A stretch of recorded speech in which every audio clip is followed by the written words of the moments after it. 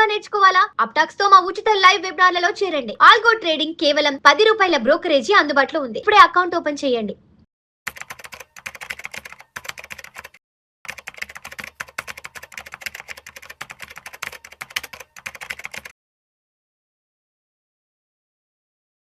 నమస్తే అండి, welcome to Suman TV. నేను విజయకర్దర్.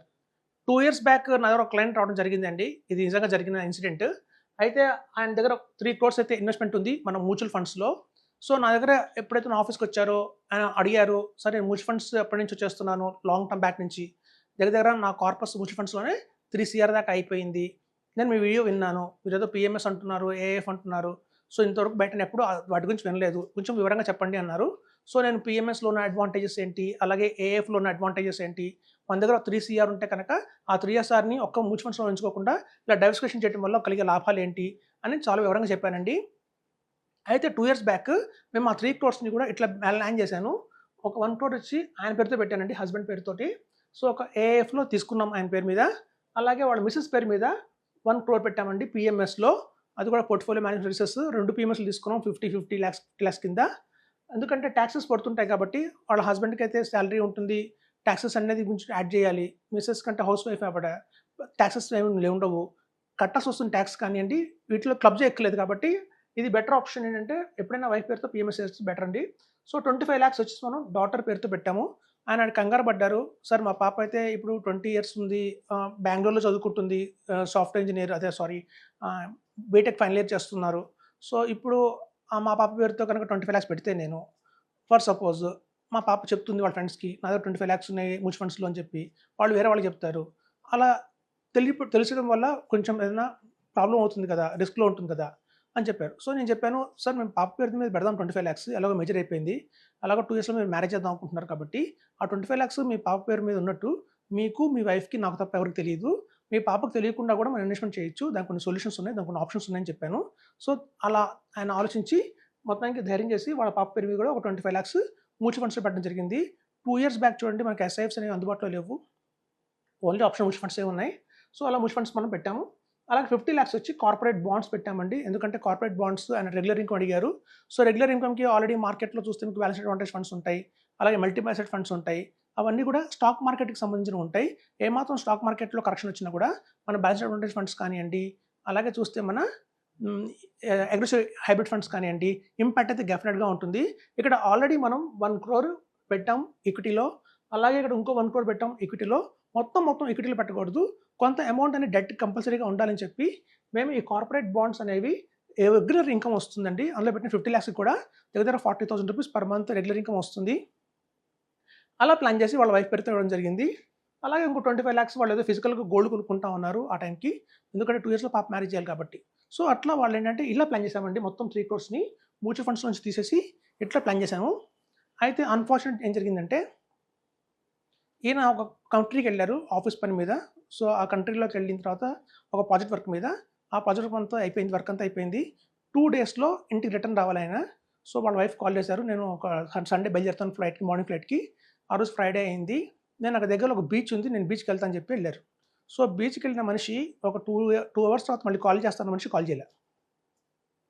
2 hours అయింది, 3 hours అయింది, 4 hours అయింది, ఆయన కాల్ చేయలే. ఆడ మిస్సెస్కి కంగారు పడ్డారు. సో అక్కడ ఆఫీస్ వాళ్ళు ఫోన్ చేశారు, వాళ్ళు చేశారు. తర్వాత తెలిసిన విషయం ఏంటంటే, ఆ బీచ్కి వెళ్ళే దారిలో ఒక ఊబీ లాంటిది ఉంది. ఊబీ అంటే దాన్ని బ్లాక్స్ అంటారు ఇంగ్లీష్లో. అలా ఒక తడిన నేల ఉంటుంది, ఆ తడిన నేల లాగేసుకుంటుంది మనిషిని. సో ఆయన అలా వెళ్ళిపోయి ఆ సెల్ ఫోన్తో సహా మనిషి లోపలికి వెళ్ళిపోయారు. సో ఆయనకి డెత్ జరిగిపోయింది. సో ఆయనకు డెత్ జరిగిన విషయం మొత్తం మీడియాకి తెలిసిపోయింది, అంతా తెలిసిపోయింది, ఆఫీస్ వాళ్ళకి తెలిసిపోయింది. సరే కానీ ఇప్పుడు ఏంటంటే ప్రాబ్లం వచ్చింది, డెత్ సర్టిఫికేట్ లేదు. ఎందుకు అంటే బాడీ లేదు కాబట్టి. సో జస్ట్ వాళ్ళు ఏం చేస్తారంటే మిస్సింగ్ లెటర్ అని ఇస్తారు, మిస్సింగ్ పర్సన్ లెటర్ ఇస్తారు తప్ప డెత్ కన్ఫర్మేషన్ చేయరు. ఎందుకంటే పోస్ట్ మార్టం జరగకుండా, డెత్ ఎఫ్ఐఆర్ లేకుండా డెత్ సర్టిఫికేట్ ఇవ్వరు. ఎప్పుడైతే డెత్ సర్టిఫికేట్ రాదో, ఈ ఇన్వెస్ట్మెంట్స్ ఏవైతే ఉంటాయో ఆయన పేరు మీద, అది వాళ్ళ మిస్సెస్ పేరు మీద మారాలి అంటే, నామినీ పేరు మారాలి అంటే యాజ్ పర్ లా 7 సంవత్సరాలు ఆగాలి. ఇప్పుడు చూడండి ఏం జరిగిందో. నేను వెంటనే జరిగిన 2 days తర్వాత జస్ట్ వాళ్ళ పాపని అడిగాను, వాళ్ళ డాటర్ని, నీకు జస్ట్ ఒక హాస్టల్లో ఉంటావు కాబట్టి per month hostel fee pay చేయాలి, అలాగే సెమిస్టర్ ఫీజు కట్టాలి, నీకు ఎంత అవసరం ఉంటుంది జస్ట్ ఒక ఈ మంత్ 1 monthలో అని చెప్తే, సర్టెన్ అమౌంట్ చెప్పింది. నాకు ఇంత అమౌంట్ అయితే కావాలి అంకుల్. కానీ అన్‌ఫార్చునేట్ అంటే మా డ్యాడీ బ్యాంక్ అకౌంట్ డీటెయిల్స్ మాకు రాలేదు. మా చేతికి రాలేదు. మీరు ఒకవేళ అమ్మినా కూడా ఆ అమౌంట్ మా డ్యాడీ బ్యాంక్ అకౌంట్‌కి వస్తుంది. నేను తీసుకోలేని పొజిషన్‌లో ఉన్నాను అని చెప్తారు. నేను చెప్పాను, అలా లేదమ్మా నీ బ్యాంక్ అకౌంట్‌కే వస్తుంది. మేము అలా ఏర్పాటు చేశాము. సో, కాబట్టి నీకేం ప్రాబ్లమ్ లేదు. ఎంత అమౌంటో చెప్పు.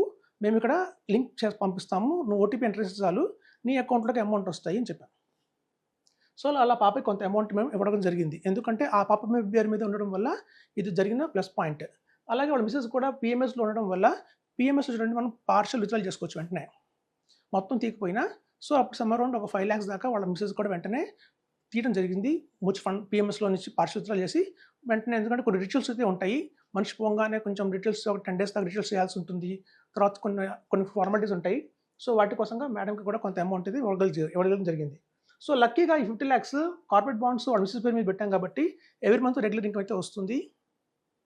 అపార్ట్ ఫ్రమ్ దట్ ఆ కంపెనీ వాళ్ళు కూడా ఏం చేశారంటే వాళ్ళ ఆఫీస్ పని మీద ఆయన వెళ్ళినందుకు ఒక 6 మంత్స్ సాలరీ ఆయనకి అడ్వాన్స్‌గా ఇవ్వడం జరిగింది వాళ్ళ మిసెస్‌కి. సో, ఇట్లా ఏంటంటే మొత్తం అమౌంట్‌ని స్ప్లిట్ చేయడం వల్ల జరిగిన ప్రయోజనం ఏంటంటే, అలా అన్‌ఫార్చునేట్ థింగ్స్ జరిగినప్పుడు కుటుంబంలో వాళ్ళ పేరు మీద కొంత ఇన్వెస్ట్‌మెంట్ ఉంది కాబట్టి వాళ్ళు తీసుకోగలుగుతారు. సో, ఇప్పుడు బ్లాక్ ఇలా అయింది ఏంటంటే ఇదొకటి బ్లాక్ అయిందండి.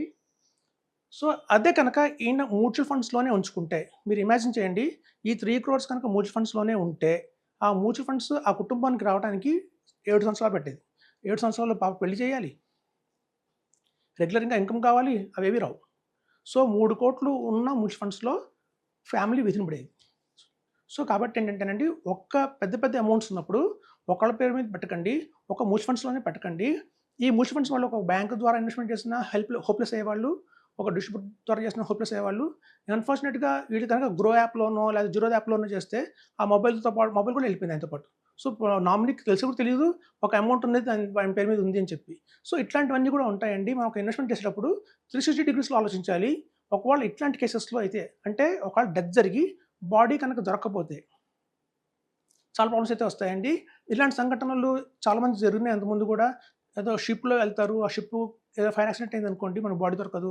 మౌంటైన్స్‌లో పడిపోవటం, ఇట్లాంటి సందర్భాలు చాలా ఉంటాయండి. సో, కాబట్టి అలాంటి వాళ్ళకి ఇన్సూరెన్స్ కూడా రాదు. మీరు సందర్భం వచ్చింది కాబట్టి చెప్తున్నాను. చాలామంది ఇన్సూరెన్స్ తీసుకుంటారు టర్మ్ ప్లాన్స్ మాకేముంది అనుకుంటారు కానండి. ఎప్పుడైనా చూడండి ఒక పర్సన్ రోలర్ కోస్టర్ ఎక్కి అడ్వెంచర్ చేసి ఆయన చనిపోయారు. ఆయనకి ఇన్సూరెన్స్ ఇవ్వలేదు. సో, బ్లాక్స్‌లో పడిపోయినా ఇట్లా మనం కనుక ఏదైనా అడ్వెంచరస్ కిట్స్ చేసి కనుక డెత్ జరిగితే వాటికి కూడా ఇన్సూరెన్స్‌లు అయితే కవర్ అయితే కావదండి. యాక్సిడెంటల్ పాలసీ కవర్ కాదు. టర్మ్ ప్లాన్స్ కవర్ కావు. సో, అదండి. ఎప్పుడైనా సరే ఇన్వెస్ట్మెంట్స్ కనుక 3 క్రోర్స్ అలా ఉంటే మాత్రం ఒక చోట పెట్టకండి. డైవర్సిఫికేషన్ చేయండి. కుటుంబంలో వీలైనంత వరకు మేజర్ చిల్డ్రన్ ఉంటే ఆ మేజర్ చిల్డ్రన్ మీద కూడా ఇన్వెస్ట్‌మెంట్ చేయండి. మనకేదైనా సందర్భం జరిగితే వెంటనే రావండి. ఈవెన్ ఒకవేళ కనుక బాడీ దొరికినా కూడా చాలా ప్రొసీజర్ ఉంటుంది దానికి. దానికి మనం నోటరీ చేయించాలి, ఎఫిడవిట్ చేయించాలి, ఇవన్నీ ఉంటాయి. సో, 25 డేస్ పడుతుందండి దానికి నామినీకి రావడానికి. అందులోపల ఏదైనా వాడికి ఎమర్జెన్సీ వస్తే కనుక, ఎమర్జెన్సీ నీడ్స్ ఏమైనా వస్తే కనుక వాళ్ళ పేరు మీద ఉంటే ఇన్వెస్ట్‌మెంట్ అది ఈజీగా తీసుకోగలుగుతారు. అదే కనుక ఒక హస్బెండ్ పేరు మీద ఉంటే మాత్రం మొత్తం అమౌంట్ తీసుకోవడం చాలా కష్టమవుతుందని చెప్తున్నాను. Thank you.